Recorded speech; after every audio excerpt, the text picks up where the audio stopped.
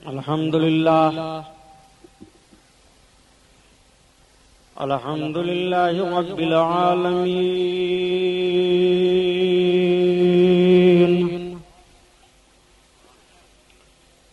والصلاة والسلام على سيد المرسلين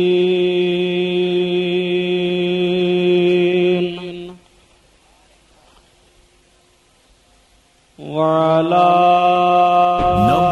آله الطاهرين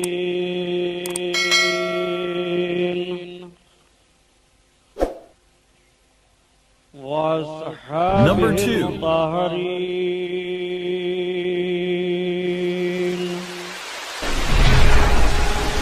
وابنه الغوث العظم الجيلاني محي الدين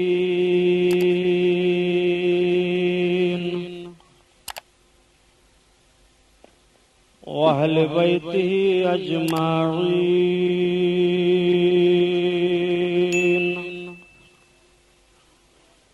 أعوذ بالله من الشيطان الرجيم. بسم الله الرحمن الرحيم. Number 5. یہ پیشکش ہے رضا القرآن العظیم والفرقان الحمید.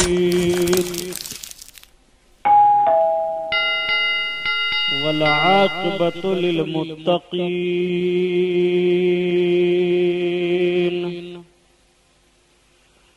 صدق اللہ البصیر القدیر وصدق رسوله البشیر النذیر والحمد للہ رب العالمین.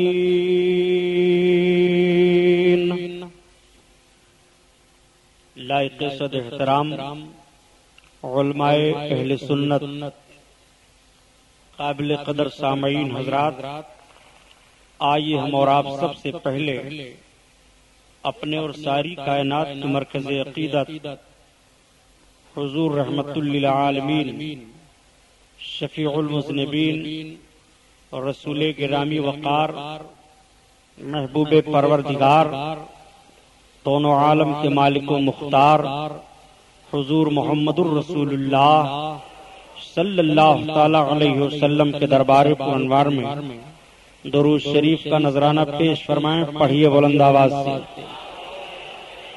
اللہم صلی علی سیدنا مولانا محمد معدن الجود والکرم وعلی آلہ بارک وسلم. صلاۃ و سلام علیک یا رسول اللہ صلی اللہ تعالی علیہ وسلم. حضرات گرامی، آج آپ کا یہ نورانی جلسہ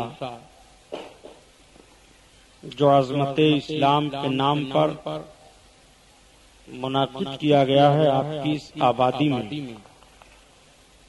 جس میں ہم اور آپ شرکت کی سعادت حاصل کیے ہوئے ہیں. میرے سرکار مکہ شریف سے ہجرت فرما کر کے مدینہ طیبہ آئے. مکہ شریف کو چھوڑ کر کے جب سرکار مدینہ تشریف لائے اور حضرت بلال رضی اللہ تعالیٰ عنہ نے پہلی بار مدینہ شریف کی اذان دی، اذان کے الفاظ کو جب پہلی بار مدینہ شریف کے بچوں نے سنا تو نقل اتارنا شروع کر دیا. آج بھی بچوں کی عادتیں ہوتی ہیں، بچے جب کوئی نئی نئی چیز دیکھتے ہیں یا سنتے ہیں تو نقل اتارنے لگتے ہیں. کوئی نیا نعرہ سنتے ہیں تو غول بنا کر کے وہی لگانے لگتے ہیں. ان کی عادت ہوتی ہے. چنانچہ مدینہ شریف کے بچوں نے جیسے سرکار کے مقدس صحابی کی زبان سے اذان کے الفاظ کو سنا تو وہ سب غول بنا کر کے اذان دینے لگے. ایک روز سارے بچے غول بنا کر کے اذان دیتے ہوئے آ رہے ہیں.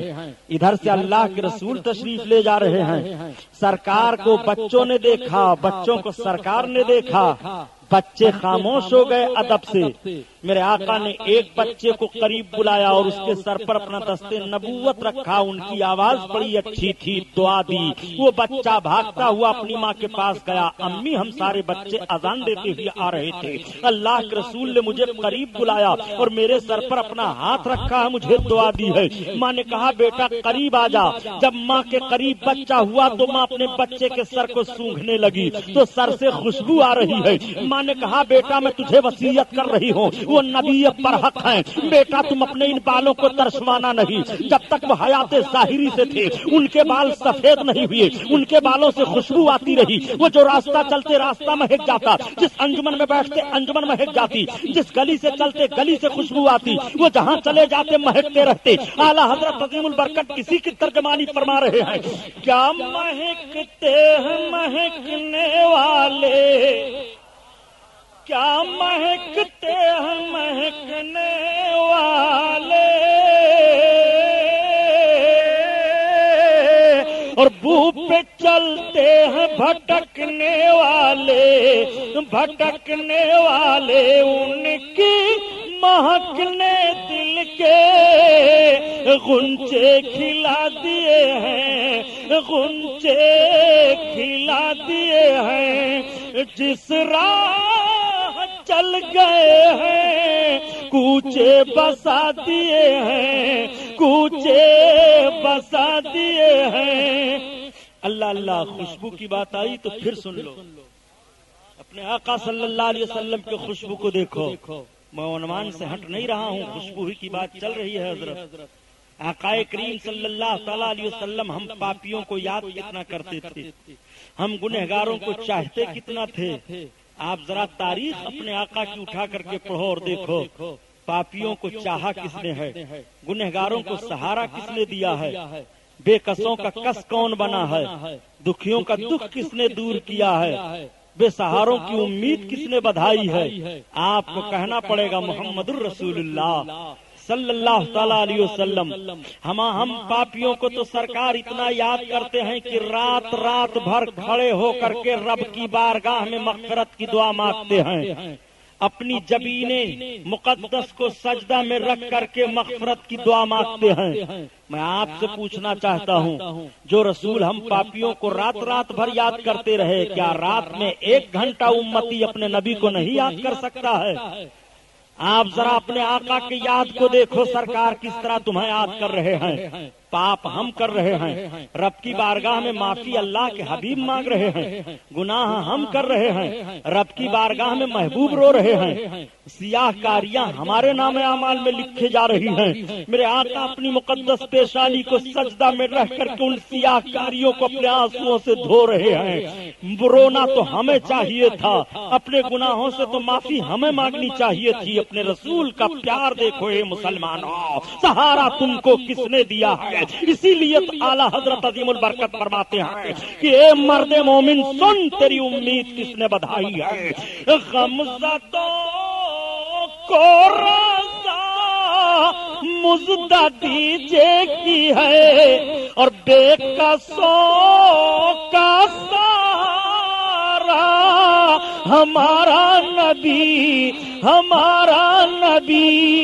اللہ اللہ، آقا کریم صلی اللہ علیہ وسلم کس طرح ہم پاپیوں کو چاہ رہے ہیں، اللہ کے رسول کس طرح سے محبت فرما رہے ہیں۔ مدینہ شریف کی سرزمین ہے، نبی کونین صلی اللہ علیہ وسلم جلوہ افروز ہیں، صحابہ بیٹھے ہوئے ہیں، اچانک میرے سرکار اس انجمن سے نکل جاتے ہیں اور مدینہ شریف لیکن تھوڑی دیر کے بعد صحابیوں کی مقدس نگاہوں سے میرے آقا کا نورانی جلوہ اوجھل ہو گیا۔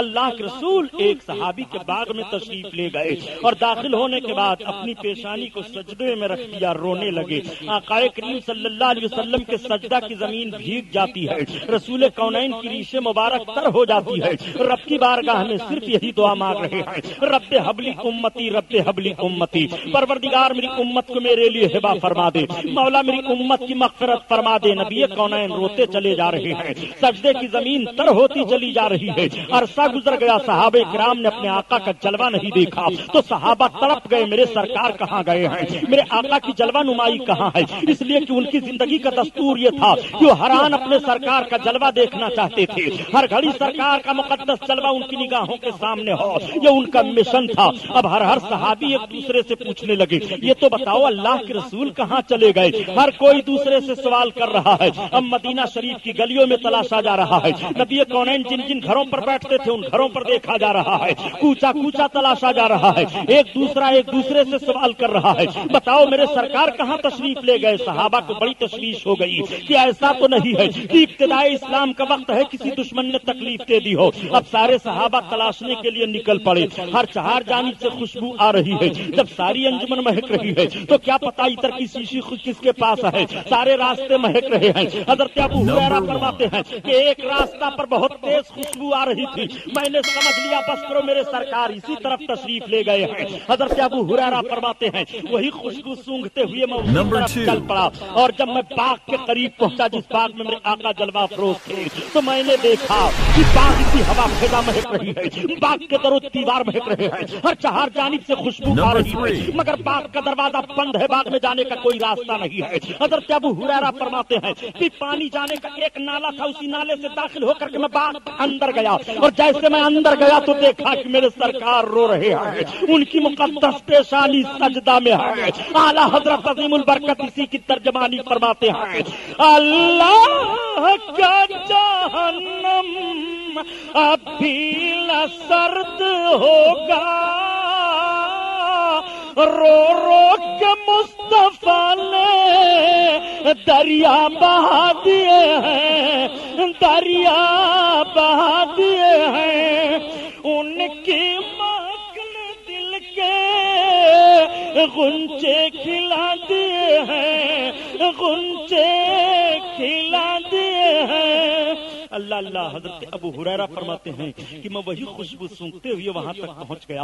اعلیٰ حضرت عظیم البرکت اسی کی ترجمانی فرماتے ہیں اے میرے آقا جب جس راہ سے آپ چلیں تو راستہ مہک جائے, جس گلی سے آپ گزریں تو وہ گلی مہک جائے, جس کو آپ چھو لیں وہ مہک جائے, جس کو آپ اپنا پسینہ دے دیں وہ مہک جائے. یا رسول اللہ جس کے گھر آپ بیٹھ جائیں اس کا گھر مہک جائے. میرے سرکار اس طرح سے نبوت کی خوشبو پھیلتی چلی جا رہی ہے. بھینی خوشبو سے مہک جاتی ہیں گلیاں واللہ, بھینی خوشبو سے مہک جاتی ہیں گلیاں واللہ.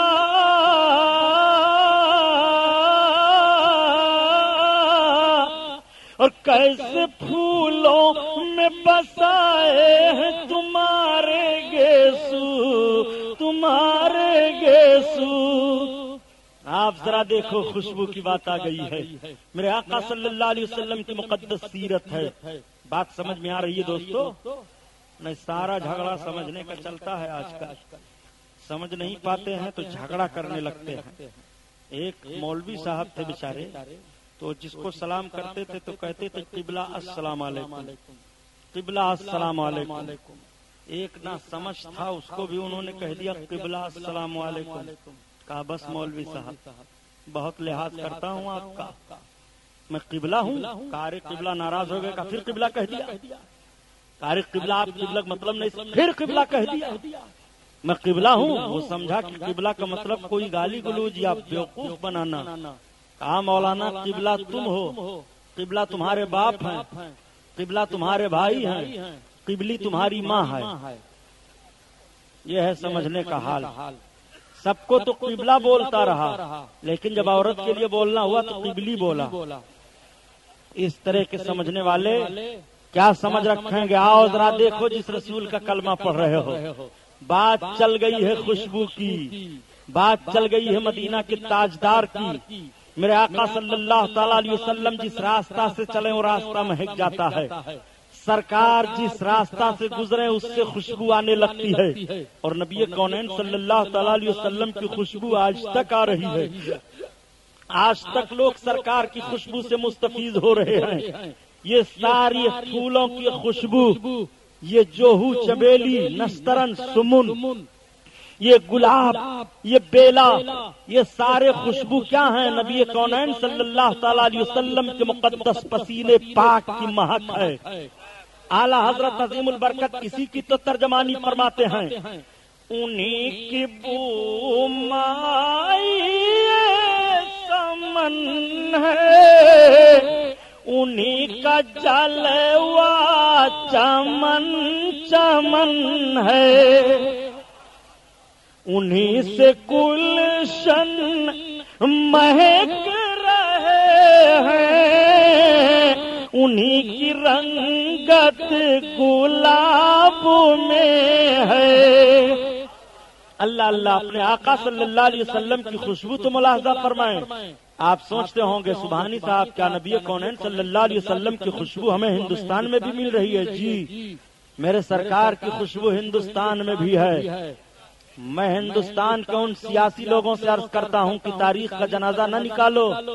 آج جتنے لوگ ہندوستان کے سیاسی پلیٹ فارم سے بڑے بہی خواہ ملک کے بن رہے ہیں، ان کے باپ داداؤں کی تاریخ الٹ پلٹ کر کے دیکھ لو، ہندوستان کے کتنے بڑے بہی خواہ ہیں۔ کوئی سندھ سے بھاگ کر کے آیا ہے، کوئی سرحد سے بھاگ کر کے آیا ہے، کوئی بنگلہ دیش کی کھاڑی سے بھاگ کر کے آیا ہے، اور یہ سب کے سب ہندوستان ملک کے بہی خواہ کہے جاتے ہیں۔ ان کے باپ داداؤں کی تاریخ اٹھا کر کے پڑھو۔ کسی نے کہا ہے کہ سارے جہاں سے اچھا ہندوستان ہمارا؟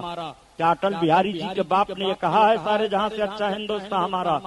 ہندوستان میں جتنے صوبوں کے اس وقت منسٹر پائے جا رہے ہیں، ان سے پوچھو ان کے باپ داداؤں نے کہا ہے سارے جہاں سے اچھا ہندوستان ہمارا؟ یہ فخر ہم مسلمانوں کو ہے۔ یہ مسلمان سپوت ہے ڈاکٹر اقبال جس نے کہا ہے کہ سارے جہاں سے اچھا ہندوستان ہمارا، ہم بلبلے ہیں اس کی یہ گلستاں ہمارا۔ آپ ذرا غور فرمائیے، ڈاکٹر اقبال نے کیوں کہا سارے جہاں سے اچھا ہندوستان ہمارا؟ ڈاکٹر اقبال کی بڑی بلند نگاہ ہے سیرت رسول پیشکش صلی ہے اللہ تعالی علیہ رضا وسلم پر۔ ایک مرتبہ میرے آقا صلی اللہ تعالی علیہ وسلم مدینہ شریف کی سرزمین پر جلوہ افروز ہیں اور حجرے مقدسہ پر تشریف فرما ہیں کہ آقا کریم صلی اللہ تعالی علیہ وسلم کے لبھائے ناز پر مسکراہٹ ہے۔ نبی کونین جب مسکرا دیں، اللہ اللہ، میرے سرکار کے لبھائے ناز پر مسکراہٹ آ جائے، تبھی تو اعلیٰ حضرت عظیم البرکت فرماتے ہیں کہ پتلی پتلی گلے قدس کی پتیاں ان لبوں کی نزاکت پہ لاکھوں سلام، لاکھوں سلام۔ اللہ اللہ، میرے آقا صلی اللہ علیہ وسلم مسکرا رہے ہیں۔ کسی نے عرض کیا، یا رسول اللہ آپ مسکرا رہے ہیں؟ سرکار نے فرمایا، ہاں میں ہند کی طرف دیکھ رہا ہوں۔ میرے آقا صلی اللہ علیہ وسلم ارشاد فرماتے ہیں مدینہ کے تاجدار کہ میں ہندوستان کی طرف دیکھ رہا ہوں، مجھے ہندوستان سے وفا کی خوشبو آ رہی ہے۔ میرے سرکار فرماتے ہیں مجھے ہندوستان سے وفا کی خوشبو آ رہی ہے۔ ڈاکٹر اقبال نے اسی طرف اشارہ کیا، میرے عرب کو آئی بوئے وفا جہاں سے، میرا وطن وہی ہے، میرا وطن وہی ہے۔ آپ ذرا دیکھیں کس طرح سے ملک ہند کی تعریف کی گئی ہے۔ پیغمبر اسلام نے فرمایا مجھے ہندوستان سے وفا کی خوشبو آ رہی ہے۔ ہندوستان میں وفا کی خوشبو کون ہے؟ سرکار خواجہ غریب نواز وفا کی خوشبو ہیں، حضرت بختیار کاکی وفا کی خوشبو ہیں، حضرت نظام الدین محبوب الہی وفا کی خوشبو ہیں، حضرت نصیر الدین چراغ دہلی وفا کی خوشبو ہیں، حضرت بندہ نواز گیسو دراز وفا کی خوشبو ہیں، بزرگان دین ماراہا مطہرہ شریف وفا کی خوشبو ہیں، حضرت شیخ عبدالحق محدث دہلوی وفا کی خوشبو ہیں، سیدنا اعلیٰ حضرت عظیم البرکت بریلوی وفا کی خوشبو ہیں۔ میرے عرب کو آئی بوئے وفا جہاں سے، میرا وطن وہی ہے، میرا وطن وہی ہے۔ ان کی مہک نے دل کے غنچے کھلا دیے ہیں، جس راہ چل گئے کوچے بسا دیے ہیں۔ آؤ ذرا دیکھو، اعلیٰ حضرت عظیم البرکت اپنے آقا کی بارگاہ میں عرض گزار ہوتے ہیں، یا رسول اللہ ان کے نثار کوئی کیسے ہی رنج میں ہو، جب یاد آ گئے ہیں سب غم بھلا دیے ہیں، سب غم بھلا دیے ہیں، جب یاد آ گئے ہیں سب غم بھلا دیے ہیں، سب غم بھلا دیے ہیں۔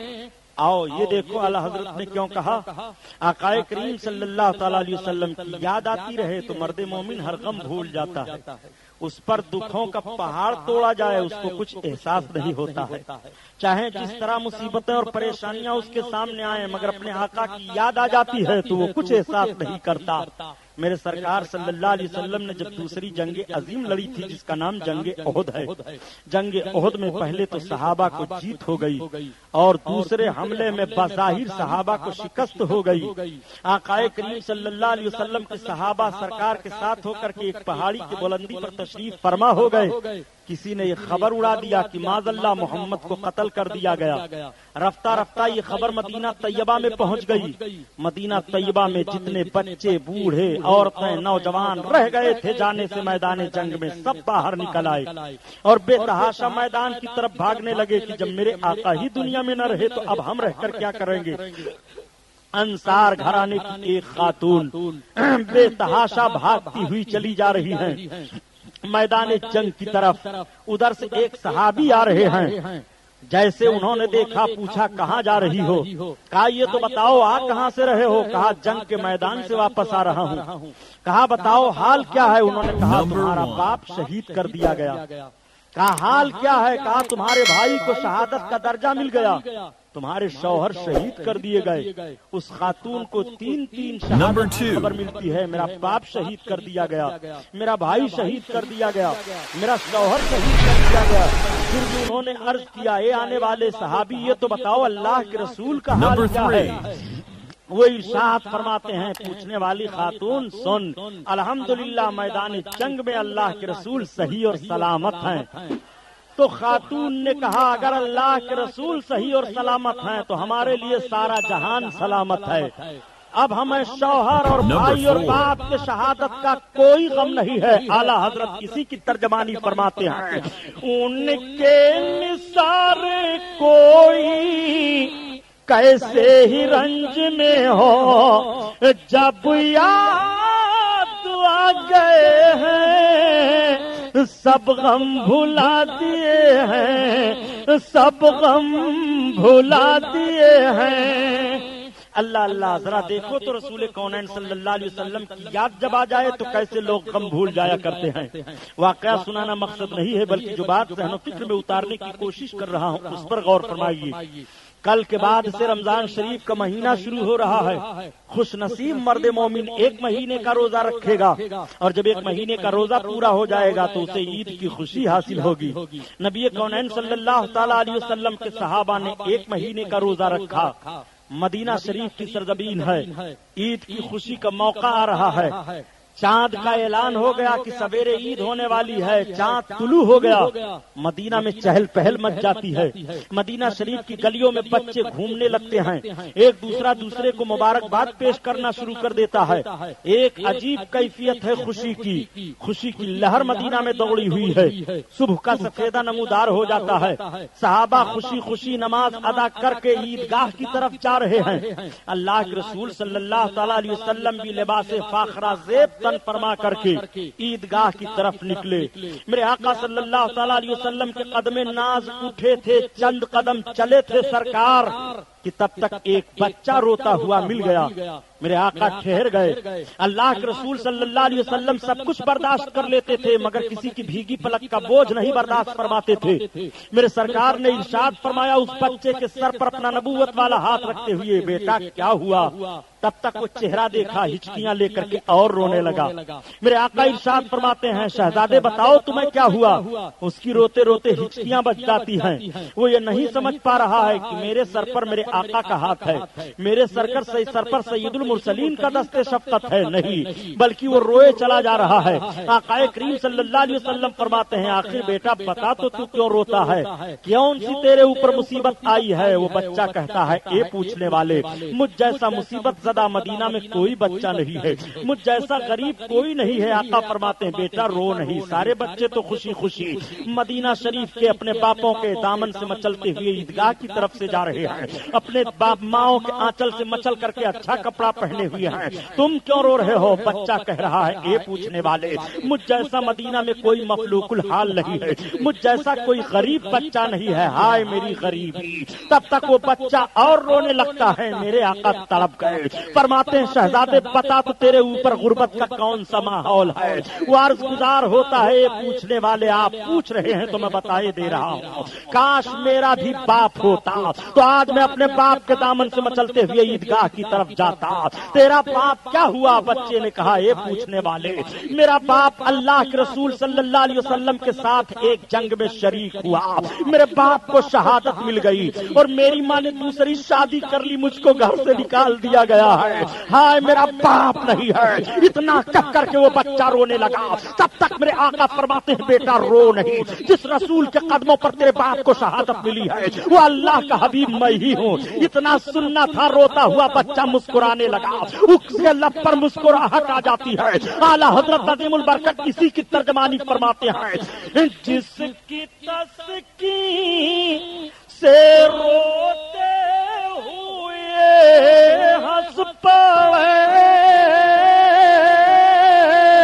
اس تبسم کی عادت پہ لاکھوں سلام، لاکھوں سلام. ان کے نثار کوئی کیسے ہی رنج میں ہو، جب یاد آ گئے ہیں سب غم بھلا دیے ہیں، سب غم بھلا دیے ہیں.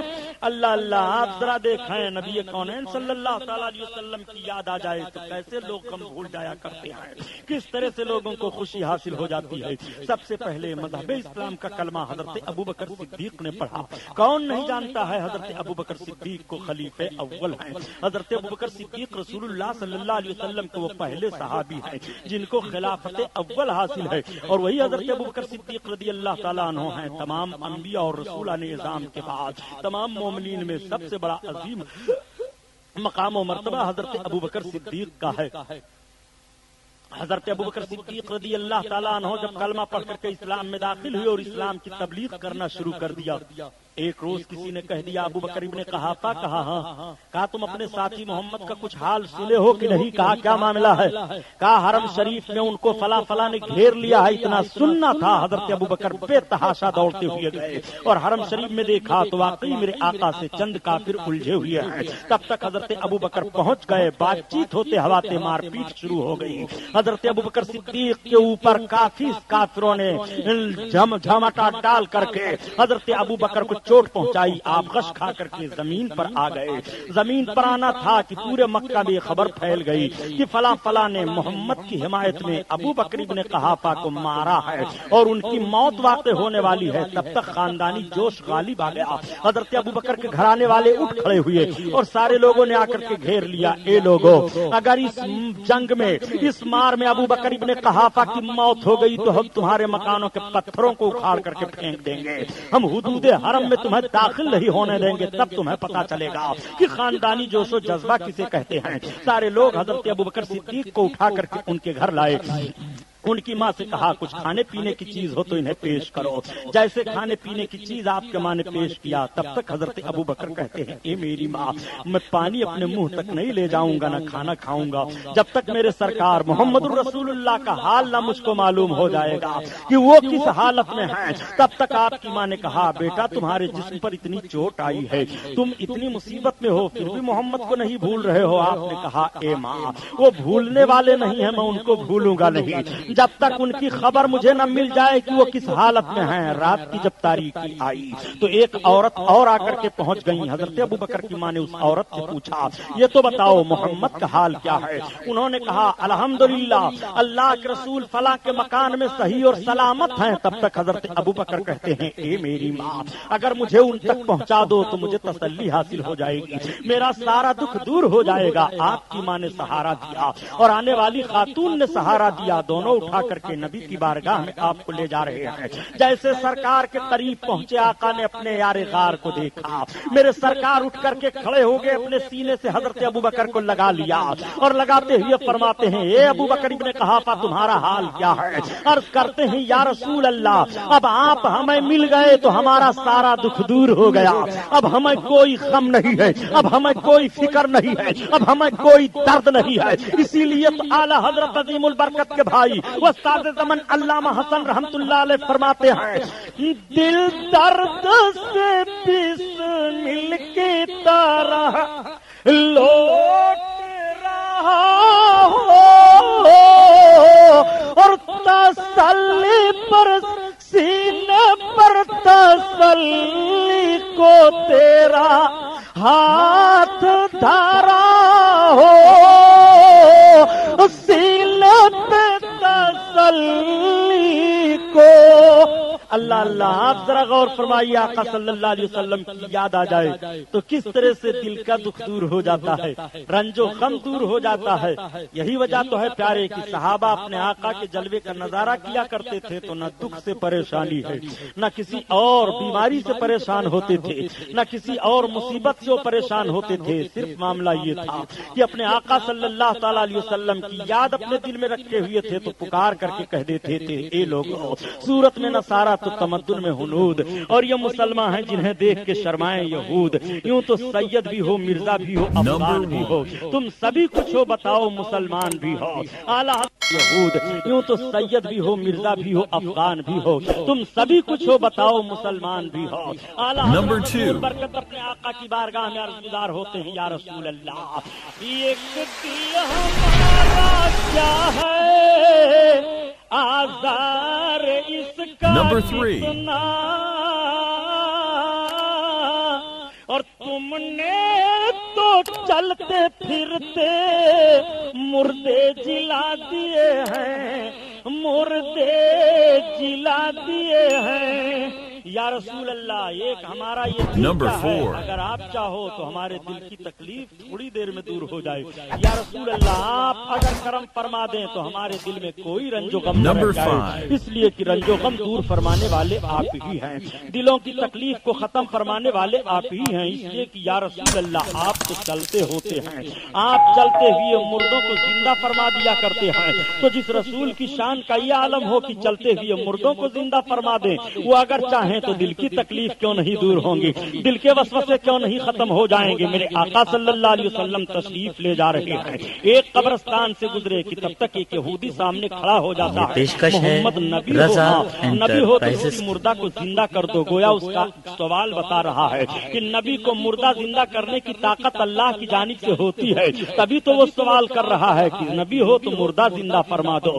آج تم نبی مان کر کے مردے کی زندگی کو تسلیم نہیں کر رہے ہو، اور وہ یہ سمجھتے تھے کہ جو نبی ہوگا مردوں کو زندہ کر دے گا، جو نبی ہوگا وہ کلمہ پڑھا دے گا، جو نبی ہوگا اس سے جو مانگو وہ عطا کر دے گا۔ وہ تو رسول اللہ کی نبوت کا انکار فرما رہے تھے، تم نبی مان کر کے سرکار کے اختیارات کا انکار کر رہے ہو، نبی مان کر کے رسول کے علم غیب کا انکار کر رہے ہو، نبی مان کر کے رسول کونین کے حاضر ناظر ہونے کا انکار کر رہے ہو، نبی مان کر کے تم کہہ رہے ہو رسول اللہ کو اردو زبان دیوبند مدرسہ سے معلوم ہوئی ہے، معاذ اللہ رب العالمین۔ آقا کریم صلی اللہ علیہ وسلم کا حال تو یہ ہے، میرے سرکار نے ارشاد فرمایا بتا کس قبر والے کو زندہ کرو، تب تک اس نے کہا اسی قبر والے کو زندہ کر دیجیے۔ آقا نے فرمایا ایک قبر میں رہنے والے اٹھ، قبر پھٹ گئی اور اس کے اندر سے ایک لڑکی کھڑی ہو گئی، اس نے عرض کیا الصلاۃ والسلام علیک یا رسول اللہ۔ میرے آقا ارشاد فرماتے ہیں بتا تو قبر کو پسند کرتی ہے، برزخ کی زندگی کو یا دنیا میں رہنا چاہتی ہے؟ اس نے عرض کیا یا رسول اللہ مجھے برزخ کی زندگی پسند ہے، یا رسول اللہ جو سکون و اطمینان مجھے آخرت میں مل گیا وہ دنیا میں نہیں ملا ہے، اس لیے یا رسول اللہ میں آخرت پسند کر رہی ہوں۔ آقا فرماتے ہیں تو اپنے قبر میں چلی جا، وہ لڑکی قبر میں چلی جاتی ہے، قبر درست ہو جاتی ہے اور وہ کلمہ پڑھ لیتے ہیں، سوال کرنے والے مذہب اسلام میں داخلہ لے لیتے ہیں۔ اب اعلیٰ حضرت عظیم البرکت کا شعر پڑھو، اسی کی ترجمانی فرما رہے ہیں، ایک دل ہمارا کیا ہے آزار اس کا کتنا، اور تم نے تو چلتے پھرتے مردے جلا دیے ہیں، مردے جلا دیے ہیں۔ آپ ذرا اپنے آقا صلی اللہ علیہ وسلم کے وقار کو ملاحظہ کرو، نبی کونین صلی اللہ علیہ وسلم کی عظمت کو دیکھو، اللہ کے رسول صلی اللہ تعالی علیہ وسلم کس طرح سے دلوں کی تکلیفوں کو دور فرمایا کرتے ہیں۔ جب آ گئی ہے جوش رحمت پہ ان کی آنکھیں، جلتے بجھا دیے ہیں، روتے ہنسا دیے ہیں، روتے ہنسا دیے ہیں۔ اللہ اللہ، اس شعر کی تشریح سننے سے پہلے چند باتیں آپ اپنے ذہن میں رکھ لو۔ رمضان شریف کا مہینہ آنے والا ہے۔ رب تعالیٰ نے قرآن عظیم میں ارشاد فرمایا والعاقبۃ للمتقین، اور آخرت میں اچھا انجام پرہیزگاروں کے لیے ہے۔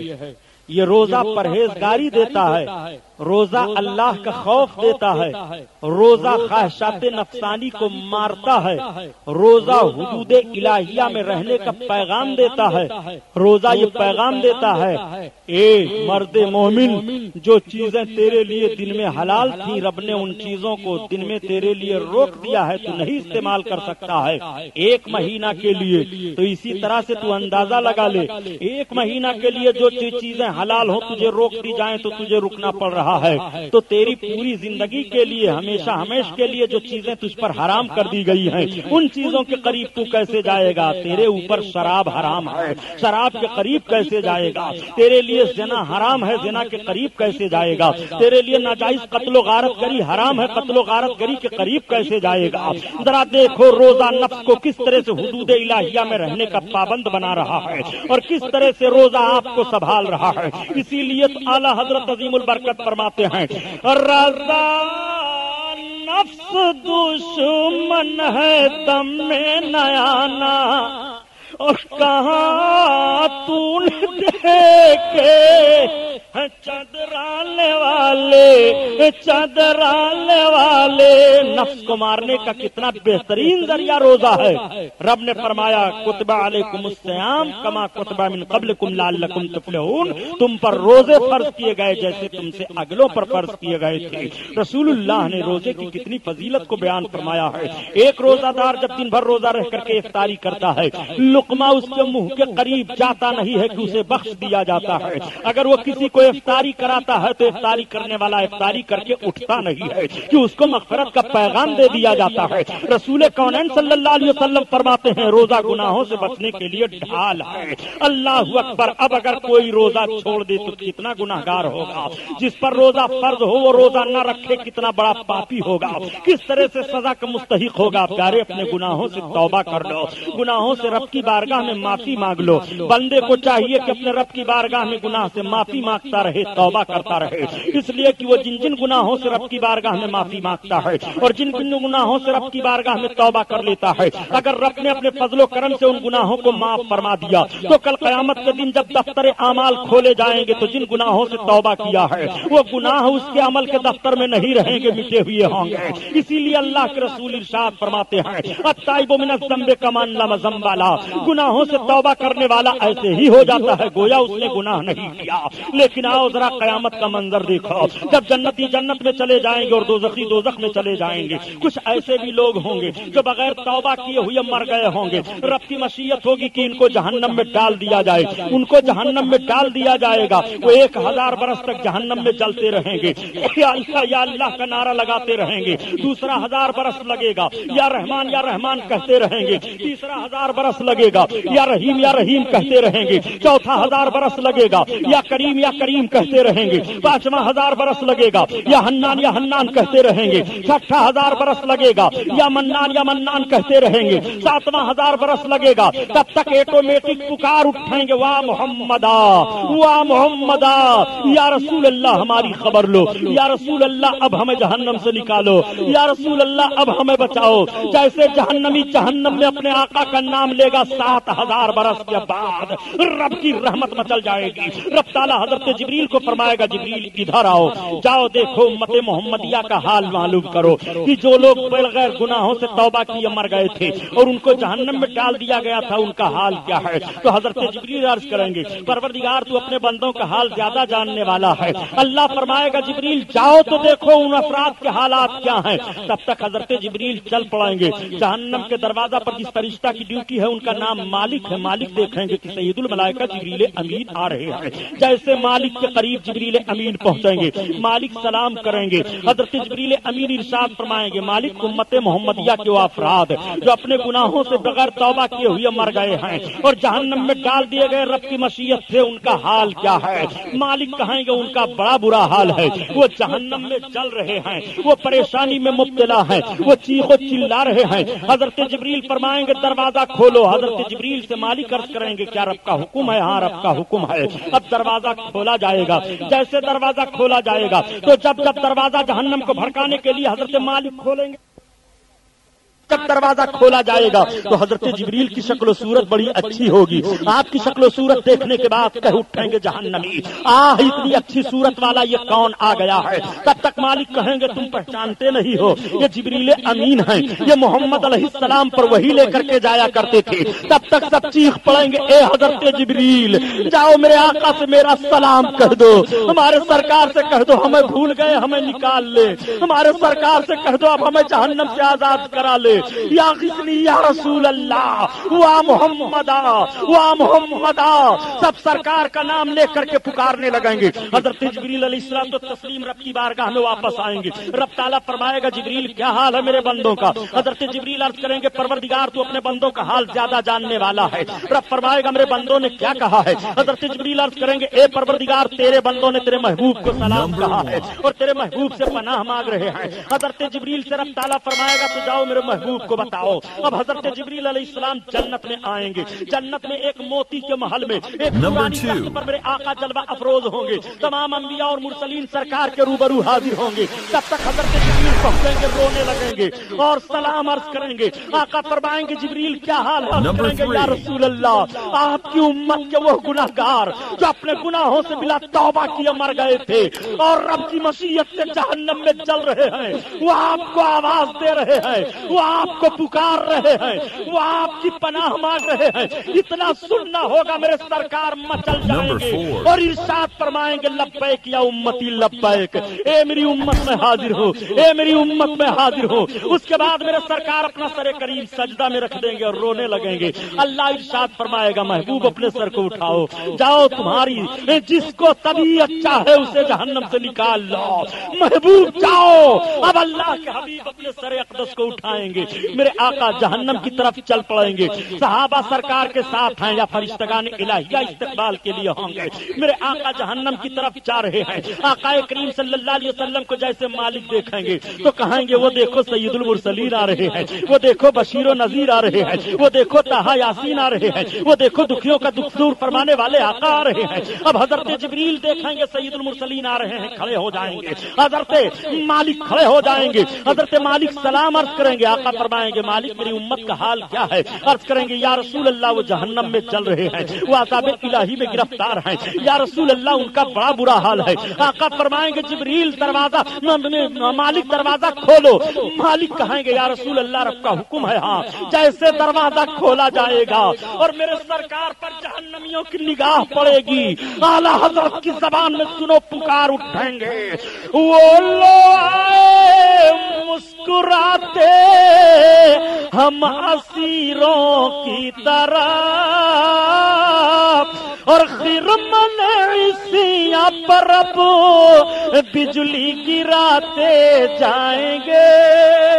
اللہ اللہ. آقا کریم صلی اللہ علیہ وسلم جیسے تشریف فرما ہوں گے جہنمیوں کی نگاہ پڑے گی، سب رو پڑے گی اور عرض کریں گے دہائی یا رسول اللہ دہائی، گرچہ ہے بے حد قصور تم ہو عفو غفور اور بخش دو جرم و خطا تم پہ کروڑوں درود. یا رسول اللہ میرے اگرچہ بے شمار غلطیاں میری ہیں، بے شمار جرائم میرے پاس ہے، میرے آقا آپ ہمیں بخش دو، ہماری مغفرت کرا لو. دہائی ہے یا رسول اللہ دہائی. آقا کریم صلی اللہ تعالی علیہ وسلم اپنے دست نبوت سے جس نے ایک مرتبہ بھی سچے دل سے کلمہ طیبہ پڑھا ہے میرے سرکار اسے بھی جہنم سے نکال لیں گے.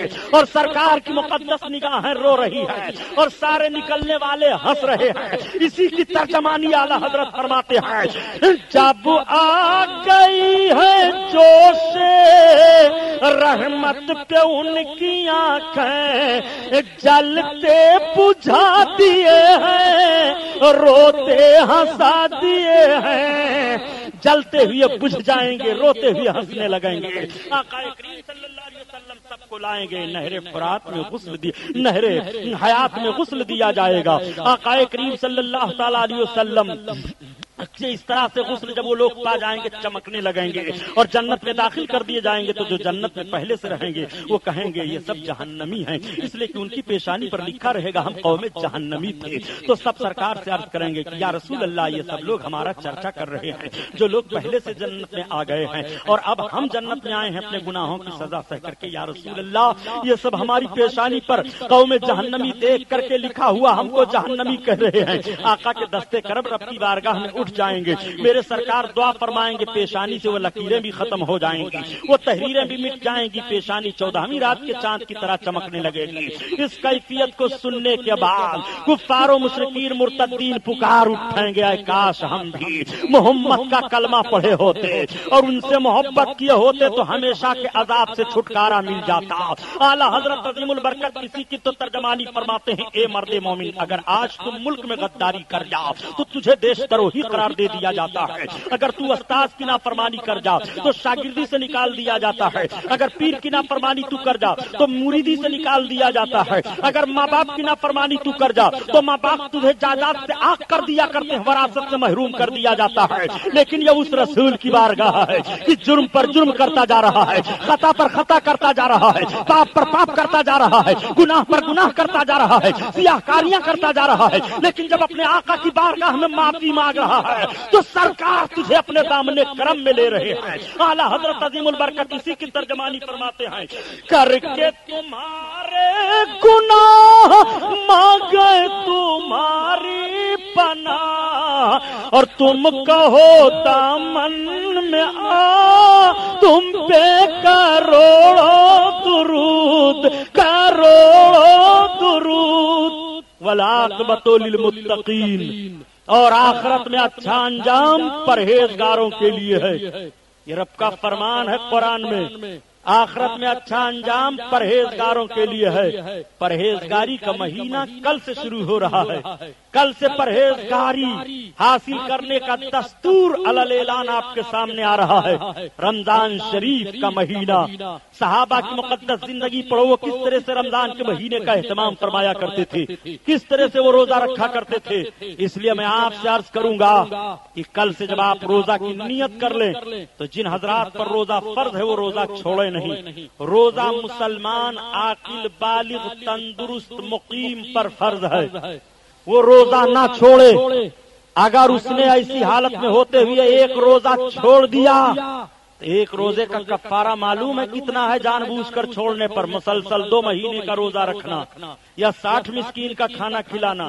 پیارے روزہ میں بھی میرے رسول کا اختیار دکھائی دے رہا ہے۔ ذرا دیکھو تو رمضان شریف کا مہینہ ہے، ایک صحابی سرکار کی بارگاہ میں حاضر ہوئے، عرض کرتے ہیں یا رسول اللہ میں ہلاک ہو گیا، یہ پیشکش ہے بتاؤ تمہارے رونے کا سبب کیا ہے؟ عرض کرتے ہیں یا رسول اللہ رمضان شریف کا مقدس مہینہ چل رہا ہے، چاہیے کہ ہم احترام کریں، میرا روزہ نہ ٹوٹے، مگر یا رسول اللہ ایسی حالت میں اپنی بیوی کے قریب ہو گیا، یعنی میں نے قربت کر لی۔ اللہ کے رسول صلی اللہ علیہ وسلم فرماتے ہیں تو تم 2 مہینے کا مسلسل روزہ رکھو۔ عرض کرتے ہیں یا رسول اللہ ایک روزہ پر تو حال یہ ہے 1 مہینے کے، اور 2 مہینہ مسلسل رکھوں گا تو میرے نفس کا حال کیا ہوگا؟ میرے سرکار میرے بس کی بات نہیں ہے۔ آقا فرماتے تو جاؤ 60 مسکینوں کو کھانا کھلا دو۔ عرض کرتے ہیں یا رسول اللہ میں خود 1-2 وقت کھانے کے لیے فاقہ کرتا ہوں، سرکار 60 مسکینوں کو کہاں کھلاؤں گا؟ نہ 60 مسکینوں کو کھانا کھلانے کی طاقت ہے، نہ 2 مہینہ روزہ رکھنے کی طاقت ہے، اور ایک روزہ توڑ چکے اپنے بیوی کے قریب ہو گئے، نفس پر کنٹرول نہیں ہو پایا، آقا کی بارگاہ میں رو رہے ہیں۔ تب تک سرکار کی بارگاہ میں ایک صاحب کھجوروں سے بھرا ٹوکرا لا کر کے رکھ دیتے ہیں۔ عرض کرتے ہیں یا رسول اللہ یہ آپ کی بارگاہ میں لایا ہوں۔ آقا نے فرمایا میرے صحابی قریب آ جا۔ جب وہ قریب ہوئے تو سرکار نے فرمایا یہ کھجوروں کا ٹوکرا لے جا مدینہ شریف کے غریبوں پر بانٹ دے، یہ تیرے لیے کفارہ ہے تیرے روزے کا۔ اپنے رسول کا اختیار دیکھو۔ وہ لوگ جو سیرت رسول بیان کرتے ہیں جن کو وہابی دیوبندی کہا جاتا ہے، ان کو آپ نمبر 2 کا مسلمان سمجھ رہے ہو کیا؟ وہ نمبر 2 کے مسلمان ہیں، آپ نے ان کو مسلمان سمجھا تب تو ان سے شادی بیاہ کر رہے ہو۔ ان کے ہاں شادی بیاہ حرام ہے، ناجائز ہے، نکاح نہیں ہوتا۔ کسی بھی جانکار وہابی دیوبندی کے وہاں اگر کسی سننے نے اپنے لڑکی دے دی نکاح نہیں منعقد ہوتا ہے۔ یہ سن لو فیصلہ، ہمارا کچھ نہیں بگاڑ پاؤ گے۔ جو مسئلہ ہے وہ میں صحیح بتائے دے رہا ہوں، عمل کرو گے تو آپ کے کام آئے گا، نہیں عمل کرو گے تو آپ جانو آپ کا کام جانے۔ اوروں کا پیام ہے اور میرا پیام اور ہے، عشق کے دردمند کا طرز کلام اور ہے۔ اپنے بیٹی اور بیٹوں کو جہنم کی کھاڑی میں مت لے جاؤ، آقا کریم صلی اللہ علیہ وسلم کے وفاداروں سے رشتہ رکھو۔ زبان کاٹ لی جاتی اسلامی حکومت ہوتی ہے ایسے کہنے والوں کو کہ رسول اللہ کو کوئی اختیار نہیں۔ نادان اگر کوئی جان بوجھ کر اپنا ایک روزہ توڑتا ہے تو قرآن اس کا کفارہ بیان کر رہا ہے کہ اس کے لیے مسلسل 2 مہینے کا روزہ ہے یا 60 مسکینوں کا کھانا ہے، یہ قرآن کفارہ بیان کر رہا ہے۔ مگر وہ صحابی جب عرض کرتے ہیں یا رسول اللہ، نہ تو میرے اندر 2 مہینہ روزہ رکھنے کی طاقت ہے اور نہ تو میں 60 مسکینوں کو کھانا کھلا سکتا ہوں، اب در رسول پر آنسو بہ رہے ہیں۔ آقا نے فرمایا لے جا کھجوروں کا ٹوکرا بانٹ دے، یہی تیرے روزوں کا کفارہ ہو جائے گا۔ رسول اللہ جس کے لیے جس چیز کو چاہیں حلال فرما دیں اور جس کو جن چیزوں سے چاہیں روک دیں۔ میرے اللہ نے اپنے محبوب کو پاور و اختیار عطا فرمایا ہے۔ تب تک وہ عرض کرتے ہیں یا رسول اللہ مدینہ شریف میں مجھ جیسا غریب کوئی نہیں ہے۔ آقا نے فرمایا اچھا لے جا، ساری کھجوروں کو تو اپنے اور اپنے اہل و عیال ہی پر خرچ کر ڈال۔ لے کر کے چلے گئے، برکت مچل گئے۔ عرض کرتے ہیں یا رسول اللہ آپ کا کریمانہ حال تو یہ ہے، ربی عرش جس کو جو ملا تم سے ملا، اور بٹتی ہے کونین میں نعمت رسول اللہ کی۔ تو روزہ میں بھی سرکار کا اختیار ہے۔ روزہ توڑو نہیں مسلمانوں، روزہ رکھ کر کے قرآن کی تلاوت کرو، نماز تراویح 20 رکعت پڑھو۔ آج بہت بدعتی چلاتے ہیں لوگ، یہ بدعتی لوگ ہیں، ہم بدعتی ہیں تو تم جہنمی ہو۔ ایک صاحب آئے کہنے لگے سبحانی صاحب ہم کو فلاں صاحب جب دیکھتے ہیں تو کہتے ہیں او قبر پجبا، تو ہم نے کہا تم بھی اس کو کہہ دو او قبر کھوا۔ تو کہا اگر وہ ہم سے پوچھ لے تو ہم نے کہا تم بھی اس سے پوچھ لو تو کہا یہ تو عجیب سوال و جواب ہو رہا ہے۔ ہم نے کہا اسے سوال و جواب کرو، ان کے سامنے قرآن و حدیث کا معاملہ نہیں ہوگا۔ کہا صاحب ہم تو قبروں پر چلے جاتے ہیں تو یہ قبر پجوا کہہ دیتے ہیں۔ تو ہم نے کہا انہوں نے قبروں کو کھا لیا ہے اس لیے قبر کھوا کہو۔ کہا کوئی ثبوت؟ ہم نے کہا ہے ثبوت۔ نانوتا اتر پردیش میں ایک قصبہ ہے، وہاں پر ایک مولانا جی مر گئے، وہاں پر بخار جوڑی کا مرض پھیل گیا تو لوگ مولانا جی کے قبر کی مٹی اٹھا کر کے لا کر کھاتے تھے اور شفا پا جاتے تھے، اچھے ہو جاتے تھے۔ مولانا جی کی قبر کھل جاتی تھی تو ان کے لڑکے جاتے تھے اپنے باپ کے قبر پر مٹی ڈال دیتے تھے۔ روز لوگ مٹی اٹھا لا میں روز قبر کھل جائے۔ اب آپ سوچو کہ کتنی مٹی قبر کے اوپر ہوتی ہے، وہ سب اٹھا کر لاتے کھاتے اور بخار جوڑی ختم ہو جاتا۔ قبر کھل جاتی تو ان کے لڑکے جا کر کے قبر پر مٹی ڈال دیتے، ڈالتے وہ اکتا گئے۔ تو ایک روز گئے تو کہا اے ابا جی آپ کو کرامت سوجھی ہے اور ہم کو بڑی زحمت ہو رہی ہے، اب کی اگر آپ کی قبر کھلی تو ننگے پڑے رہیو، میں قبر کی مٹی نہیں ڈالوں گا قبر پر مٹی۔ اب اس تاریخ سے جو لوگ قبر کی مٹی اٹھا کر لاتے تھے شفا نہیں پاتے تھے۔ یہ ان کے مولانا کی خوبی ہے، قبر میں رہیں تو ان کے قبر کی مٹی اٹھا کر کھائی جائے تو بخار اتر جائے۔ نادان سلطان الہند غریب نواز کے قبر انور کا پھول اٹھا کر کھا لیا جائے تو بخار نہیں بلکہ بیمار ہو تو بیماری دور ہو جائے گی اور بے ایمان ہو تو ایماندار ہو جائے گا۔ جب یہ حوالہ آپ سے پوچھیں گے کہ کہاں ہے کہ ہمارے لوگوں نے نانوتا میں قبر کی مٹی کھائی ہے تو آپ کہیے گا جاؤ اپنے مولوی صاحب سے پوچھو ہے کہ نہیں۔ اگر وہ کہیں گے نہیں ہے تب ہمارے پاس آنا، تب ذرا مزہ آئے گا۔ اس لیے اگر آپ کو یہ قبر پجوا کہیں تو ڈائریکٹ ان کو قبر کھوا کہو۔ کوا خور تو نام لوگوں نے ڈال دیا۔ ان کے ایک صاحب نے پوچھا یہ بتاؤ بھائی کوا کھانا جائز ہے؟ اچھا میں حقیقت میں شبنم صاحب سمجھتا تھا کہ ان لوگوں کو الو بنانے کے لیے سنی لوگ کہہ دیا کرتے ہیں، تو فتاوی رشیدیہ میں شروع سے پڑھنا شروع کیا تو جب اس موڑ پر پہنچا جہاں ایک آدمی نے پوچھا ہے کہ کیا فرماتے ہیں مولانا لوگ کہ کوا کھانا یعنی زاغ معروفہ جس کو لوگ حرام سمجھتے ہیں، مشہور کوا، زاغ معروفہ کا مطلب مشہور کوا، اس کا کھانا ثواب ہے کہ عذاب ہے کہ کیا ہے؟ تو مولوی صاحب نے لکھا اس کا کھانا ثواب ہے۔ لا حول ولا قوت الا باللہ، کوا کھانا ثواب ہے؟ کوئی بھی پرندہ کھانا جائز ہے، ہم تو کبھی یہ نہیں کہتے کہ مرغا کھانا ثواب ہے۔ ارے جائز ہے، کھاؤ تو ٹھیک ہے، نہ کھاؤ تو کوئی عذاب ہے نہ ثواب ہے۔ آپ کی طبیعت، تو یہ چلانے لگتے ہیں کہ صاحب یہ لوگ قبر پوجوا ہیں، ہم قبر پوجوا ہیں نادان، قبروں پر جانا قبر کی پوجا ہے حرام خور۔ شہیدوں کی قبروں پر تو اللہ کے رسول صلی اللہ علیہ وسلم جاتے تھے، شہدائے احد کی قبروں پر سال میں میرے سرکار جا کر کے دعا فرماتے تھے، پتا چلا کہ قبروں پر اللہ والوں کے جانا رسول اللہ کی سنت ہے۔ اللہ کے ولیوں کی قبر پر حضرت غریب نواز گئے ہیں، اللہ کے ولیوں کی قبر پر حضرت غوث اعظم گئے ہیں، اللہ کے ولیوں کی قبر پر حضرت امام اعظم ابو حنیفہ گئے ہیں، حضرت امام اعظم ابو حنیفہ کی قبر پر امام شافعی گئے ہیں، حضرت امام احمد بن حنبل کی قبر پر حضرت غوث اعظم گئے ہیں۔ یہ سارے بزرگان دین اللہ کے نیک بندوں کی قبروں پر جایا کرتے تھے۔ پتہ یہ چلا کہ قبروں پر جانا، حاضری دینا، دعا مانگنی آج کا طریقہ نہیں ہے، بلکہ رسول اللہ صلی اللہ تعالی علیہ وسلم کی سنت ہے۔ اس لیے جب آپ کو یہ قبر کھوا کہیں، قبر پجوا، تو ان کو قبر کھوا کہا کرو، نام نکالو۔ بدعتی ہم ہیں، بدعتی۔ حضرت عمر فاروق اعظم کو بدعتی کہو گے؟ تمہاری ماں نے دودھ پلایا ہے؟ حضرت عمر فاروق اعظم رمضان شریف کا مہینہ آیا، آپ نے دیکھا کہ تمام صحابہ الگ الگ تراویح کی نماز پڑھ رہے ہیں، اس لیے کہ 20 رکعت نماز تراویح میرے سرکار نے تنہا پڑھی۔ حضرت ابوبکر صدیق کا جب زمانہ آیا تو وہ بھی تنہا پڑھتے رہے، تمام صحابہ تنہا پڑھتے رہے۔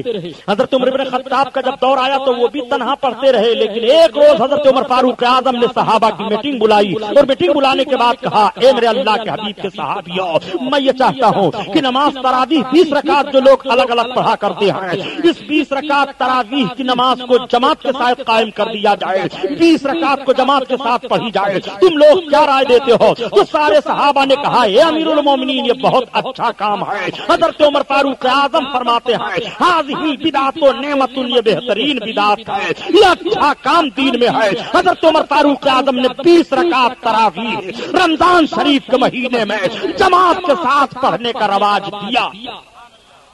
یہ 20 رکعت تراویح جماعت کے ساتھ پڑھنا حضرت عمر فاروق اعظم کی سنت ہے، اور تنہا پڑھنا سرکار کی سنت ہے۔ اس لیے تنہا بھی کبھی کبھی پڑھ لیا کرو تاکہ آقا کی یہ سنت ادا ہو جائے۔ مگر کسی صحابی نے اختلاف نہیں کیا، عمر ابن خطاب کیوں دین میں زیادتی کر رہے ہو؟ جس بات کو رسول اللہ نے جماعت کے ساتھ نہیں قائم فرمایا، اس دستور کو آپ کو قائم فرما رہے ہو؟ نہیں، بلکہ صحابہ کا یہ ذہن و فکر ہے کہ اس کام سے اسلام میں حسن پیدا ہوتا ہے، اسلام کی عظمت کا بڑھاوا ملتا ہے، اسلام کا وقار بلند ہوتا ہے۔ اس لیے میرے آقا نے ارشاد فرمایا، ما راہ المسلمون حسنا فوہو عند اللہ حسن، مسلمان جس چیز کو اچھا جانے وہ چیز اللہ کے نزدیک بھی اچھی ہے۔ یہ سرکار کا فرمان ہے۔ نمبر 2، یہ ہر نیا کام جو دین میں جاری کیا گیا بدعت تو ضرور ہے، مگر خراب بدعت نہیں ہے۔ کی گئی ہیں بدعت سیئہ اور بدعت حسنہ۔ جس نئے کام سے اسلام میں حسن پیدا ہو، اسلام کی عظمت کو بڑھاوا ملے، وہ بدعت حسنہ ہے۔ اور جس کام سے اسلام کا اصول و ضابطہ مٹے، اسلام کے قانون کی بے حرمتی ہو، رسول اللہ کی سنت سے ٹکراؤ ہو، وہ بدعت سیئہ ہے۔ اس بدعت کو دین میں رواج نہیں دیا جائے گا۔ تو ان ساری باتوں کو سمجھو۔ رمضان شریف میں نماز کی تراویح پڑھو۔ رمضان شریف میں ایک نیکی کا ثواب 70 گنا بڑھا دیا جاتا ہے۔ اس لیے آپ رمضان شریف میں 1 مہینہ نیک بن کر کے 11 مہینہ نیک بننے کے عادی بن جاؤ۔ والعاقبۃ للمتقین، اور آخرت میں اچھا انجام پرہیزگاروں کے لیے ہے۔ انشاءاللہ پھر آنا ہوگا، پھر بیان ہوگا۔ میں تھکا ہوا ہوں بہت۔ وما علینا الا البلاغ۔ السلام علیکم۔ جب آقا کا نام